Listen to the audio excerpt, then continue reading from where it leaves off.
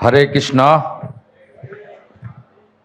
সমবেত সুনাগরিক, দেশপ্রেমিক, রাষ্ট্রবাদী ভদ্রমণ্ডলী, আমার অতি প্রিয় ছাত্রছাত্রীবৃন্দ, আপনাদের সবাইকে আমি পশ্চিমবঙ্গ সরকারের পক্ষ থেকে রাষ্ট্রবাদী দেশপ্রেমিক অভিনন্দন জানাই।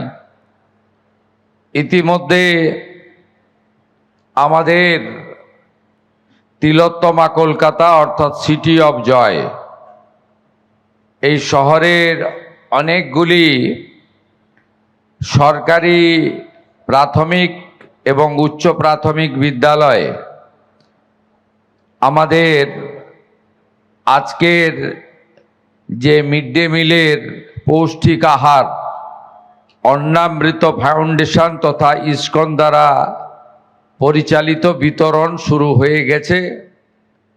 যারা আজকের এই কর্মসূচিতে আমার অতি প্রিয়, আমাদের আগামী প্রজন্মের ভবিষ্যৎ সুকোমলমতি ছাত্রছাত্রীরা এই পৌষ্টিক শুদ্ধ সাত্ত্বিক আহার গ্রহণ করলেন, তাদের সকলের প্রতি আমার ভালোবাসা এবং শুভাশিস থাকল। আমাদের এই ব্যবস্থা নিয়ে ইতিমধ্যে ইসকনের পক্ষ থেকে এবং রাজ্য সরকারের পক্ষ থেকে মুখ্য সচিব মহোদয় বক্তব্য রেখেছেন। একটি লঘু ফিল্মের মাধ্যমে আপনারা পুরো প্রক্রিয়া দেখেছেন এবং তারা কিভাবে অত্যন্ত সুন্দর স্বচ্ছতার সঙ্গে তাদের যে সেবাভাব তার মধ্য দিয়ে এই কর্মসূচিতে রাজ্য সরকারের সঙ্গে যুক্ত হয়েছেন, সেটা আমাদের দেখিয়েছেন। আমি বিশেষ করে দয়ারাম প্রভু এবং যুধিষ্ঠির প্রভু সহ আমাদের শ্রীলা প্রভুপদের আদর্শে প্রতিষ্ঠিত ইসকনের সমস্ত ব্যবস্থাপকদের, সন্ন্যাসীগণকে, প্রচারকগণকে এবং সহযোগী বৃন্দকে সবাইকে আমি হরে কৃষ্ণ মন্ত্রের মধ্য দিয়ে ধন্যবাদ এবং কৃতজ্ঞতা জ্ঞাপন করি। আমাদের মধ্যে আছেন কৃতি প্রধান শিক্ষক, রাজ্যের স্কুল এডুকেশন সহ 3টি দপ্তরের গুরুত্বপূর্ণ মন্ত্রী, আমার সতীর্থ সম্মানীয় দীপক বর্মন মহোদয়। তাকে আমি ধন্যবাদ জানাই যে ক্যাবিনেট বা আমাদের ইচ্ছাটা তিনি অতি দ্রুত সম্পন্ন করেছেন, তাকে এবং তার টিমকে ধন্যবাদ জ্ঞাপন করি। আমাদের মধ্যে রাষ্ট্রমন্ত্রী শিক্ষাবিদ কৌশিক চৌধুরী মহোদয় রয়েছেন, তাকেও ধন্যবাদ। আমাদের মুখ্য সচিব মনোজ আগরওয়ালজি রয়েছেন। আমাদের সরকারের ইচ্ছা, ক্যাবিনেটের সিদ্ধান্ত, বাজেটের ঘোষণা তিনি তার আধিকারিকদের নিয়ে দ্রুত সরকারি নিয়মের মধ্যে পূরণ করেছেন, তাকে বিশেষভাবে ধন্যবাদ। মুখ্যমন্ত্রীর পরামর্শদাতা আইএস ডক্টর সুব্রত গুপ্ত আছেন। আমাদের শিক্ষা দপ্তরের সমস্ত বিভাগেরই যিনি প্রধান সচিব, এসিএস পদমর্যাদার বিনোদ কুমারজি রয়েছেন। আমাদের বিধায়ক, আমাদের রাষ্ট্রমন্ত্রী ইউডিএমে আমাদের উমেশ রায়জি এসেছেন, তাকেও ধন্যবাদ। তিনি একটু বিলম্বে পৌঁছেছেন, আমি তাকেও ধন্যবাদ জ্ঞাপন করি।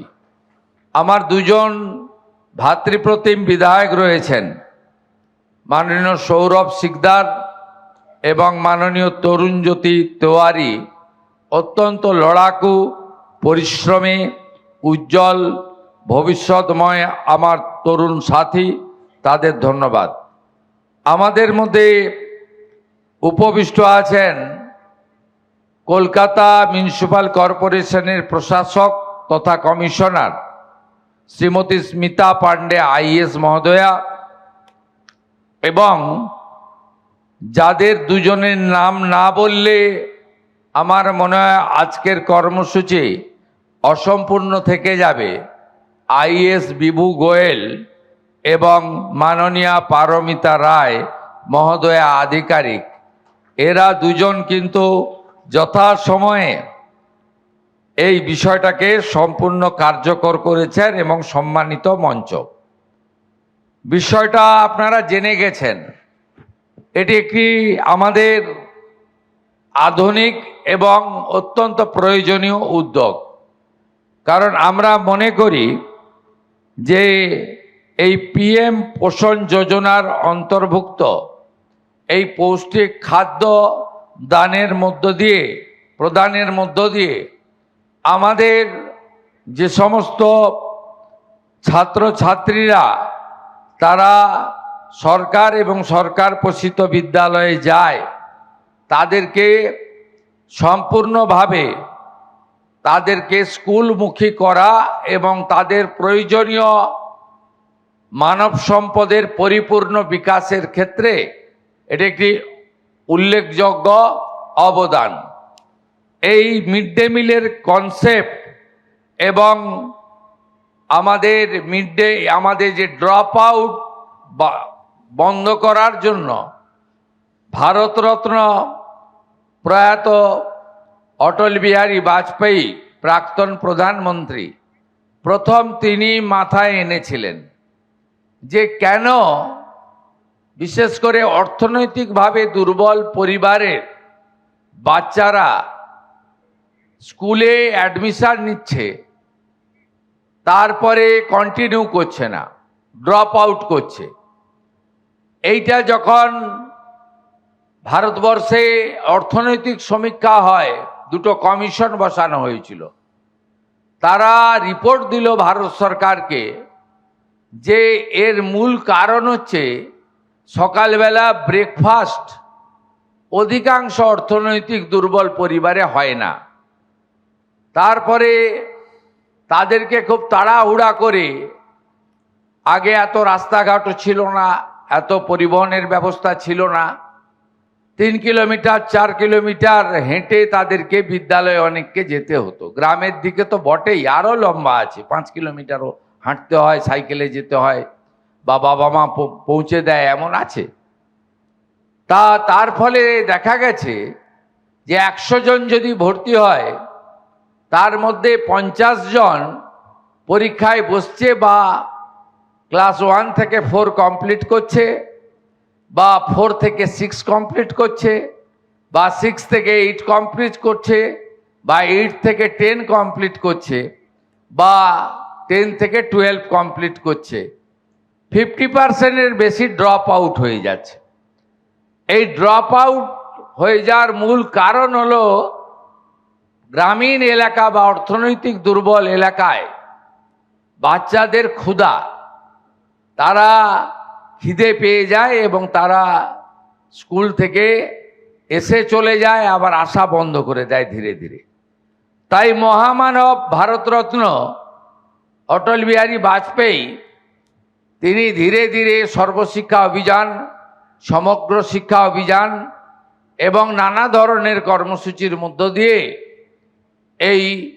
এই বিষয়টাকে এগিয়ে নিয়ে যান। বর্তমানে প্রধানমন্ত্রী নরেন্দ্র মোদীজি এই কর্মসূচিতে আগে মাত্র 3 টাকা করে বরাদ্দ ছিল।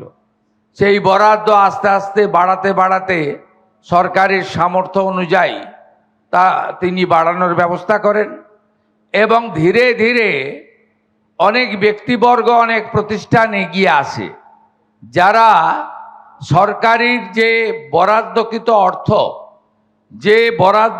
অর্থ দিয়ে বাড়তি কিছু করা যায় না। সে খাওয়ার আমি নিম্নমানের বলবো না, কিন্তু ওটা সম্পূর্ণ আহারের মধ্যে পড়ে না, যেটা সরকারি অর্থে খাওয়ার দেওয়া হয়। অনেক দানশীল ব্যক্তি রয়েছে, কারণ এই দেশ সেবা মানসিকতা নিয়েই এই দেশের মানুষজন তৈরি হয়েছেন, এবং যত বড় বড় প্রতিষ্ঠান তৈরি হয়েছে তারা কেবলমাত্র আপনার আধ্যাত্মিক চেতনা বা ধর্ম জাগরণের জন্য কাজ করেন না। যেমন ইস্কন, যেমন রামকৃষ্ণ মঠ মিশন এবং অন্যান্য অনেক সংগঠন রয়েছে দেশব্যাপী। তারা আমাদের গুরুদ্বারা যেখানে আছে দেখবেন, গুরুদ্বারা যেখানে আছে, জৈন সমাজের যেখানে মন্দির বা প্রতিষ্ঠান আছে দেখবেন, সেখানে আপনি দেখবেন যে তাদের এই সেবার মানসিকতার মধ্য দিয়ে যে আধ্যাত্মিক চেতনা, তার সাথে অন্নদান, অন্ন প্রদান, এটাও একটা আমাদের যে ভারতবর্ষের শুধু ধর্মীয় পরম্পরা নয়, যে সাংস্কৃতিক পরম্পরা রয়েছে, যে পরম্পরা আমরা কখনো ভুলে যেতে পারি না, ভুলিয়ে দিতে চাই না। সেই জন্য তারা এগিয়ে আসেন এবং এগিয়ে আসার ফলে আজকে বহু জায়গায় মিড ডে মিলে অনেক প্রতিষ্ঠান যুক্ত হয়েছে। তার মধ্যে অগ্রণী ভূমিকা নিয়েছেন আমাদের অন্নামৃত ফাউন্ডেশন, যা মূলত ইস্কনের দ্বারা পরিচালিত, যে কথা দয়ারাম প্রভু এখানে বিস্তারিতভাবে বলেছেন। এটি নতুন নয়, ভারতবর্ষের বহু রাজ্যে এই অন্নামৃত ফাউন্ডেশন তথা ইস্কন সরকারের সামান্য অর্থ, দানশীল মানুষদের সাহায্য এবং বহু শিল্প প্রতিষ্ঠান, কর্পোরেট, সফল বিজনেসম্যান তাদের কর্পোরেট সোশ্যাল রেসপন্সিবিলিটি দিয়ে CSR এর মধ্যে তারাও এগিয়ে এসেছেন এই প্রতিষ্ঠানকে সাহায্য করে উন্নত মানের পৌষ্টিক সুষম আহার বিতরণ করার কাজ করার জন্য। তাই আমরা সরকারে আসার পরে 9 মে আমি মাননীয় প্রধানমন্ত্রীর উপস্থিতিতে মহামহিম রাজ্যপালের দ্বারা মন্ত্রগুপ্তির শপথ নিয়ে এই রাজ্যের গুরুদায়িত্ব কাঁধে তুলে নিয়েছি, বা আপনারা আমাকে দিয়েছেন। আমি 11 মে প্রথম সচিবালয়ে যাওয়ার পরে আমি এই বিষয়ে চিন্তা ভাবনা করি এবং যুধিষ্ঠির প্রভুর নেতৃত্বে একটি টিম তারা সচিবালয়ে আসেন। আমি মুখ্য সচিব, অর্থ সচিব, শিক্ষা সচিব, পরবর্তীকালে শিক্ষামন্ত্রী তারাও দায়িত্বভার গ্রহণ করেন। করার পরে আমরা এই বিষয়ে চূড়ান্ত সিদ্ধান্ত নিই, ক্যাবিনেটে ঘোষণা, বাজেটে ঘোষণা হয়, ক্যাবিনেট অনুমোদন দেয়। আজকে আমরা তার শুভারম্ভ ঘটালাম। আজকে 1 আগস্ট 2026 কলকাতা পৌর এলাকা তথা কর্পোরেশন এলাকার প্রাক প্রাথমিক থেকে উচ্চ প্রাথমিক স্তরে 500টি বিদ্যালয়ে 44,000 শিক্ষার্থীকে আজকে থেকে পুষ্টিকর মধ্যাহ্ন ভোজন পরিবেশনের কর্ম শুরু করা হলো, শুভ কর্মসূচি। এবং আগামী 3 মাসের মধ্যে এই পরিষেবা সম্প্রসারিত হয়ে 2.5 লক্ষ শিক্ষার্থীর কাছে পৌঁছে দেওয়া হবে। এবং ইতিমধ্যে যে লঘু ফিল্ম আপনারা দেখেছেন, এখানে সবজি আসা থেকে শুরু করে চাল ডাল থেকে মেগা কিচেন এবং পরবর্তীকালে অত্যন্ত পরিচ্ছন্নতার সঙ্গে তারা যেভাবে শুদ্ধ আহার গাড়ি করে বিদ্যালয়গুলোতে পৌঁছে দেওয়ার ব্যবস্থা করেছেন এবং ট্যাগ লাগিয়ে, অর্থাৎ খাদ্য নিরাপত্তা সুনিশ্চিত করে, এটা আপনারা সকলে দেখেছেন। সেই কথাগুলি আমি আর নতুন করে আমি উল্লেখ করতে চাই না। তাদের যে রাজ্য সরকারের সঙ্গে চুক্তি হয়েছে বা যে কমিটমেন্ট তারা করেছেন, আমাদের মিড ডে মিলে আমাদের যে বরাদ্দ রয়েছে, অর্থাৎ আপনারা জানেন যে প্রাথমিকে 6 টাকা 78 পয়সা ছিল, বর্তমান সরকার আমরা সেটা বাড়িয়ে 10 টাকা করেছি। আপার প্রাইমারি এবং অন্যান্য ক্ষেত্রে 10 টাকা ছিল, সেটা সমতুলই করেছি। কিন্তু এটা দিয়ে এই যে মেনু ওনারা দিয়েছেন, এই মেনু হয় না। প্রচুর দাতারা বসে আছেন, আমি শুনেছি এখানে যে ব্যবস্থাপনা হয়েছে, এই ব্যবস্থাপনা গাড়ি বা অন্যান্য ক্ষেত্রে আপনাদের মধ্যে থেকেও কেউ আপনারা ইসকনকে আপনারা সহযোগিতা করেছেন। এটা দান বলবো না, এটা আপনারা কর্তব্য করেছেন। হুঁশ যার আছে সেই হলো মানুষ, আর হুঁশযুক্ত মানুষই এই কাজগুলো করে। এটাই আমাদের দেশের পরম্পরা এবং এটাই ভারতীয় সংস্কৃতি। আমাদের প্রধানমন্ত্রী সবসময় বলেন যে কথা আমি আত্মস্থ করেছি তার কাছ থেকে, বিকাশ ভি হোগা বিরাসত ভি হোগা। অর্থাৎ শুধু বিকাশ নয়, ঐতিহ্য সংস্কৃতি আমাদের রক্ষা করতেই হবে। তাই অন্নদান, অন্ন বিতরণ এবং সুকোমলমতি ভবিষ্যতের হাতে একটি সুন্দর পৌষ্টিক খাবার তুলে দিয়ে ম্যাল নিউট্রিশন অর্থাৎ আমাদের স্বাস্থ্য ব্যবস্থাতেও যে ত্রুটি রয়েছে এটাও আমরা আগামী দিনে বেরিয়ে আসতে পারবো। এর একটা বহুমুখী সুফল রয়েছে, যে সুফল আগামী দিনে আমাদের সরকারি বিদ্যালয়ে যাওয়া ছাত্রছাত্রীরা পাবেন। কারণ অর্থশালী লোকেরা তারা কিন্তু সরকারি বিদ্যালয়ে খুব একটা পাঠান বলে আমার জানা নেই।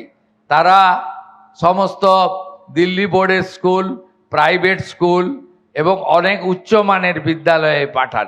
তাই মধ্যবিত্ত, নিম্নবিত্ত, আর্থিকভাবে দুর্বল তারা এর থেকে সরাসরি উপকৃত হবেন। মেনু হিসেবে তারা আমাকে যেটা দিয়েছেন এটাতে অবলিক দেওয়া আছে, তিনটে একসঙ্গে ধরবেন না। ভাত, খিচুড়ি, পোলাও, পনির অবলিক ছানা, সয়াবিন অবলিক মরশুমি সবজি অবলিক বাদাম, মিষ্টি অবলিক মরশুমি ফল, এটা তারা দেবেন। কারণ ইসকন একটি আধ্যাত্মিক প্রতিষ্ঠানও বটে। এর সনাতন সংস্কৃতি মেনে তারা তাদের আহার দেবেন। কিন্তু আমরা জানি বাঙালিরা তারা খাওয়ারের ব্যাপারে একটু ভোজন বিলাসী। কেউ বা কারা যখন এটা সামনে এসেছিল, সমালোচক তো থাকবে, সমালোচনা থাকাটা খুব একটা খারাপ কিছু নয়। গণতন্ত্রে বিরোধীদের উপস্থিতি থাকাও দরকার। একদলীয় শাসনতন্ত্র কখনোই ভালো নয়। বহুদলীয় গণতান্ত্রিক ব্যবস্থা আমাদের সংবিধান দিয়ে গেছে। তারা কিছু না জেনে, আরে আপনারা তো চাইলে স্কুল শিক্ষামন্ত্রীর সঙ্গে কথা বলতে পারেন। যদি আমার সঙ্গে কথা বলতে লজ্জা পান আপনারা, তাহলে আপনারা আধিকারিকদের সঙ্গে কথা বলতে পারেন। যদি নাও পারেন, সরাসরি ইসকনে গিয়ে যোগাযোগ করতে পারেন যে আপনাদের সঙ্গে কি চুক্তি হয়েছে। প্রথম থেকেই আন্ডা আন্ডা আন্ডা করে মিছিল বের করে ফেললেন। আমরা যেমন ইসকনের সাত্ত্বিক আহারকে গ্রহণ করেছি, তাদের যে একটি নিজস্ব আনকম্প্রোমাইজ রীতিনীতি রয়েছে, যেটাতে তারা সমঝোতা করেন না, আমরা করতেও বলবো না। তার বাইরেও আমরা উড়িষ্যাতে আমাদের টিম পাঠিয়েছিলাম।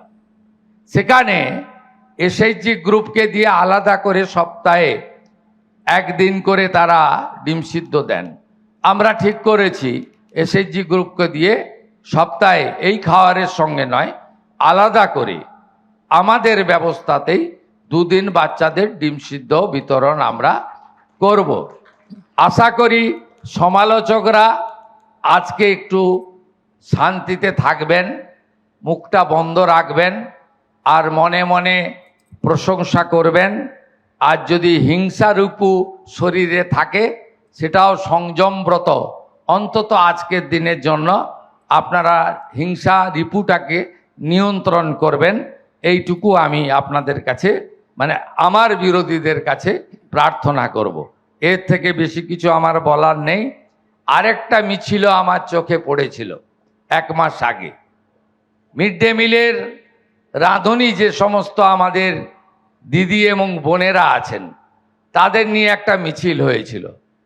ইসকনকে ঢুকিয়ে দেওয়া হচ্ছে, হিন্দু সরকার, আমাদের কাজ কেড়ে নেওয়া হচ্ছে।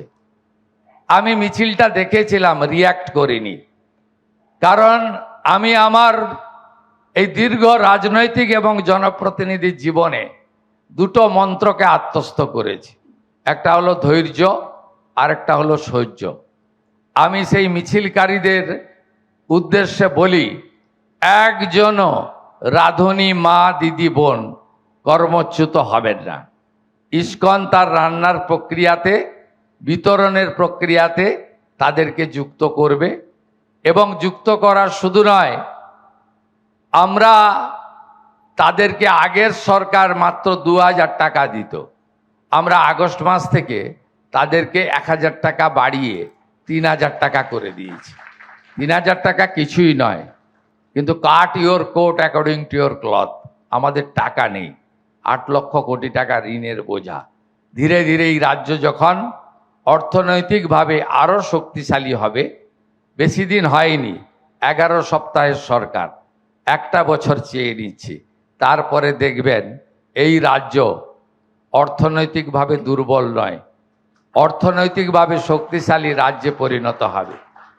এই প্রসঙ্গে উত্তরপ্রদেশের মহান মুখ্যমন্ত্রী যোগী আদিত্যনাথজিকে ধন্যবাদ দেব, যে তিনি পিএম পোষণে আলাদা করে 1 গ্লাস দুধ, কোথাও ফলের রস, কখনো গোটা আপেল, কখনো পনির, কখনো ভালো ডাল ইত্যাদি অ্যাডিশনালি তার রাজ্য সরকার থেকে দিয়ে আসছেন।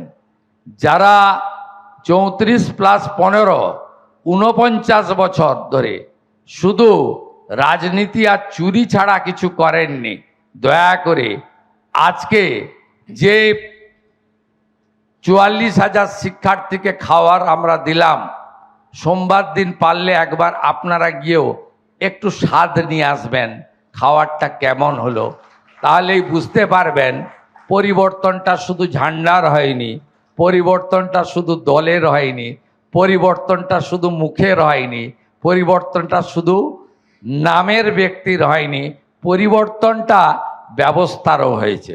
সবাই ভালো থাকবেন। স্মরণ করি প্রভু শ্রী চৈতন্যদেবকে, স্মরণ করি শ্রীলা প্রভুপাদকে, আরোগ্য কামনা করি প্রভু জয় পতাকা স্বামীকে, তিনি বাঙ্গালোরে চিকিৎসাধীন। তিনি নিশ্চিতভাবে ভগবানের অসীম কৃপায় সুস্থ হয়ে আসবেন। তিনি সুস্থ হলেই ডাক্তার অনুমতি দিলে তার কাছে গিয়ে প্রণাম করার সুযোগ সেবক শুভেন্দু অধিকারী নেবে। আমার সঙ্গে ইসকনের সম্পর্ক মুখ্যমন্ত্রী হিসেবে নয়, ভক্ত হিসেবে। আমার গুরু মহারাজ ছিলেন ভক্তিচারু মহারাজ। আমার অত্যন্ত যন্ত্রণা আছে, আমি ওনাকে না বলেছিলাম কোভিডের সময় বিদেশে যেতে। উনি মধ্যপ্রদেশে ছিলেন, ফোনে যোগাযোগ হতো প্রতিদিন। তারপরে দেখলাম হঠাৎ আমেরিকা চলে গেলেন। তারপরে দুঃখজনক খবর পেলাম তিনি কোভিডে আক্রান্ত হয়ে দেহ রেখেছেন ওখানে। তাই ইসকনের সঙ্গে আজকের সম্পর্ক আমার নয়। আমি রাধা মাধবের অভিষেক করি বছরে 3 বার, জন্মাষ্টমীর দিন, দোলযাত্রার দিন এবং প্রভু জগন্নাথ দেবের রথযাত্রার দিন। তার সাথে অন্নকূট উৎসব এবং গোবর্ধন পুজোয় গোমাতার সেবা আজ নয়, আমি দীর্ঘ 20 বছরের বেশি ধরে করে আসছি। ইসকনের মন্দিরে গিয়ে শ্রী শ্রী জগন্নাথ দেব সংখ্যানন্দ মন্দির মেছেদা আমার প্রতিষ্ঠিত মন্দির, মন্দির কমিটির চেয়ারম্যানও আমি। সবাই ভালো থাকবেন। গৌরনিতাই প্রেমানন্দের। এবিপি আনন্দ, এগিয়ে থাকে, এগিয়ে রাখে।